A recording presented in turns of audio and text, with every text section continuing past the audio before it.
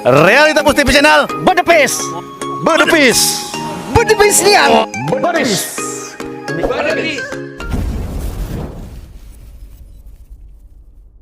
Kita akan mewawancari Pak Sekda.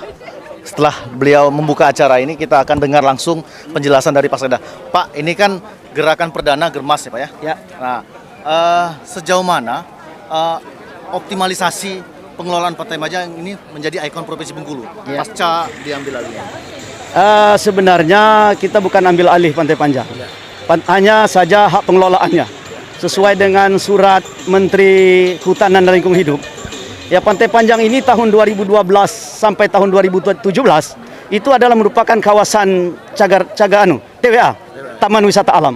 Sebenarnya tidak boleh diganggu-ganggu dari 2012 sampai 2017. 2017 maka kita buat surat ke Menteri Lingkungan Hidup, Kehutanan dan Lingkungan Hidup.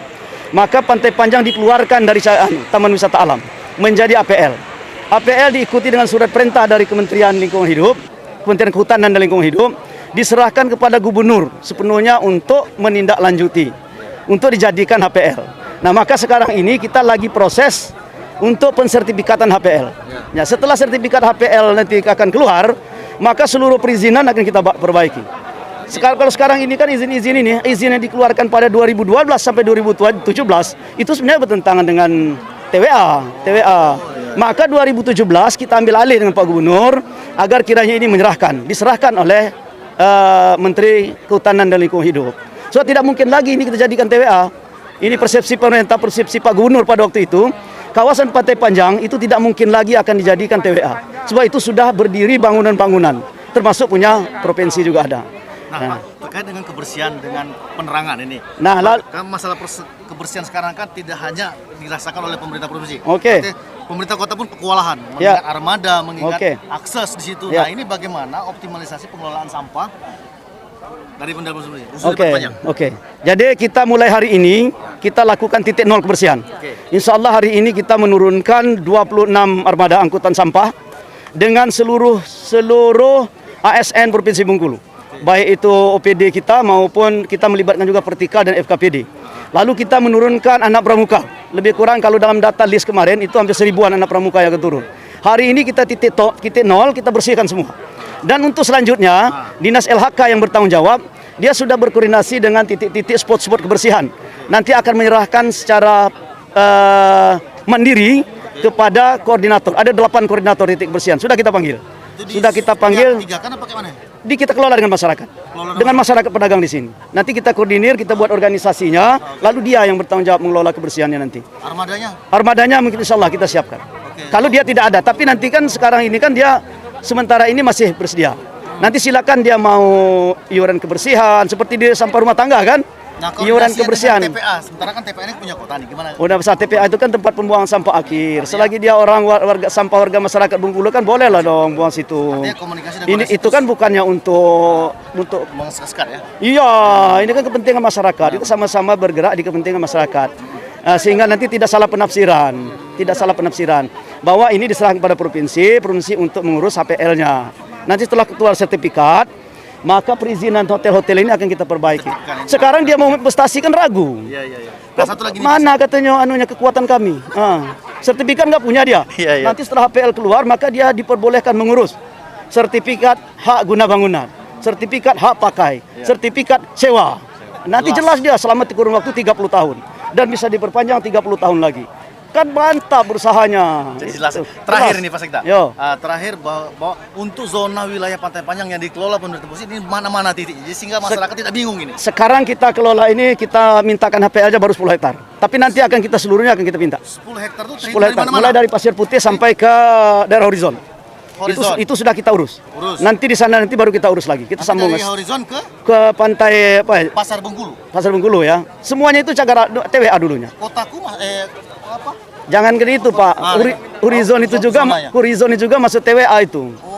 Horizon itu masuk TWA, tapi sekarang sudah dilepas. Jadi HPL. Nanti kita urus dulu sertifikat HPL. Nanti kita suruh Horizon perbenari dong administrasimu. Seluruh para pelaku usaha ini akan ditertibkan dan ditertibkan.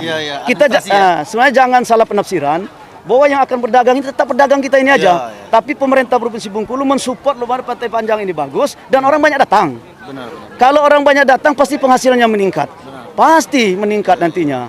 Ekonomi masyarakat akan terangkat. Ekonomi akan masyarakat akan bergerak di sekitar kawasan pantai. Closing statement buat masyarakat, khususnya channel kami di Realitas Putih ini. Kita mohon dengan masyarakat, khususnya masyarakat pedagang dan masyarakat penghuni di kawasan Pantai Panjang, bahwa Pantai Panjang ini pemerintah provinsi akan mendorong dia supaya indah, cantik, dan memancing, memotivasi orang agar datang ke Pantai Panjang.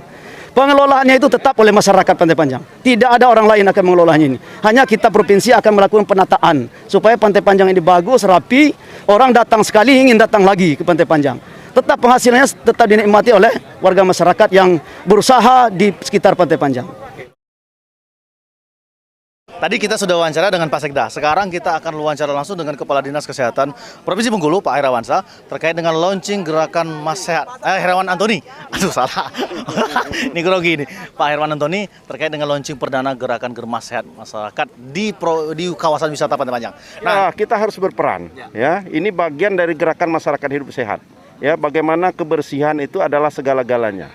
Ya, bagi kita, ya, di objek wisata kebersihan itu utama. Ya, ketika di objek wisata itu bersih, semuanya ditata, masyarakatnya betul-betul memahami tentang kebersihan, ya, kemudian pedagang dan sebagainya, tentu nanti akan berefek, berdampak pada pengunjung yang datang.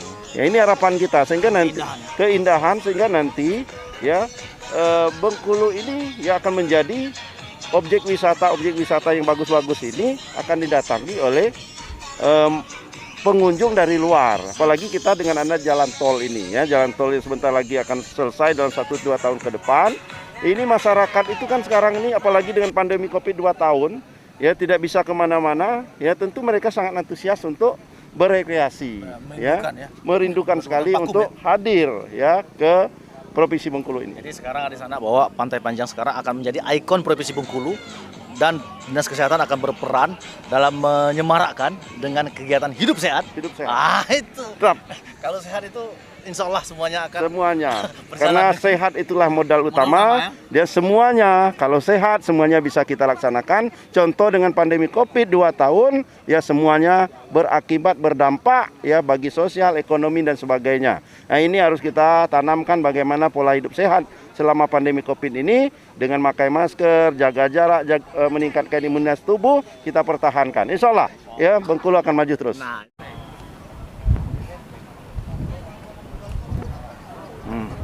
Ini anak-anak pramuka, komunitas atau organisasi pramuka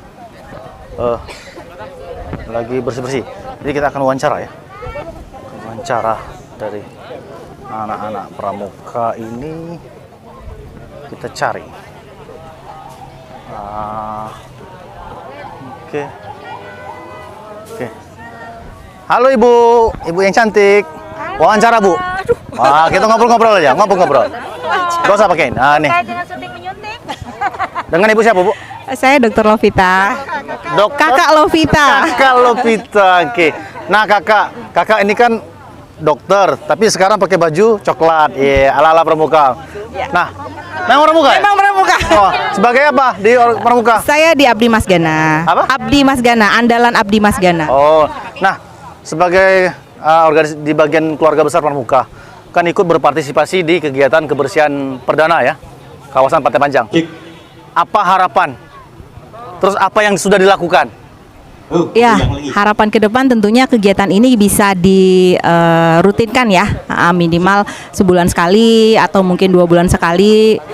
Intinya kita sebagai anggota Gerakan Pramuka, kita berharap pramuka nanti ke depannya lebih aktif lagi berperan di masyarakat, termasuk dalam membantu kebersihan kita, ya, di sini, ya, di area Pantai Panjang. Dan mungkin nanti ke depannya tidak hanya Pantai Panjang, mungkin nanti area-area umum yang lainnya juga kita akan bantu untuk turut menjaga kebersihannya. Dan kami juga berharap masyarakat juga berpikiran yang sama dengan kami, gitu, ikut bersama-sama dengan kami. Artinya Ibu sepakat, ya, kalau bersih itu sehat, ya? Ya, jelas. Lagi, sudah pasti. Terus itu himbauan juga bagi para pengunjung kawasan Pantai Panjang. Terus, ya, harapan juga kepada pemerintah provinsi, bagusnya seperti apa, baiknya seperti apa ini?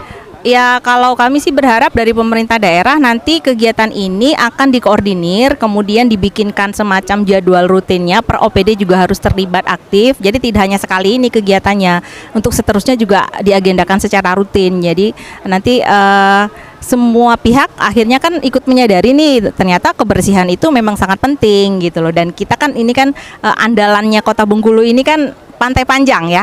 Pantai Panjang ini paling sering dikunjungi di antara tempat-tempat wisata yang lainnya. Jadi kita harus jaga kebersihannya. Gitu. Oke.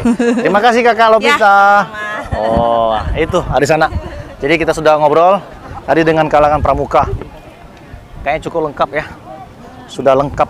Nah, oke. Kita off dulu ya.